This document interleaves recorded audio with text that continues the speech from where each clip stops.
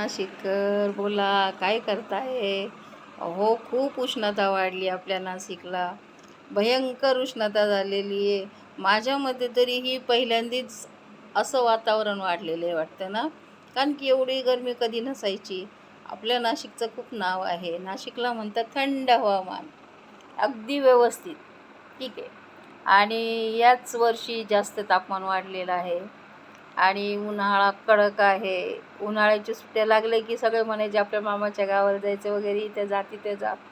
पण आम्ही कुठे जात नव्हतो. पण यावर्षी असं झालं की मिनी फाडला इकडे तिकडे सगळीकडे जाऊन आलेली आहे. पण तरी पण आपल्याकडे थोडं बरं आहे दुसऱ्या राज्यांपेक्षा. आपल्याकडे थोडी उष्णता कमी आहे, पण आहे उष्णता जाणवते. कारण की आता खूप उन्हाळा आहे, पावसाळा येईपर्यंत असंच होणार आहे. परत पाण्याची टंचाईसुद्धा आहे आमच्या इथे देवळाली कॅम्पला. हां, पाणी कमी आहे, पण नाशिककरांनो आणि देवळालीकरांनो, पाणी जरा जपून वापरा. पाण्याची कमतरता झालेली आहे. कारण की कॅन्टोन्मेंटच्या गाड्या पण फिरत होत्या की पाणी कमी वापरा, साठा करून ठेवा असं.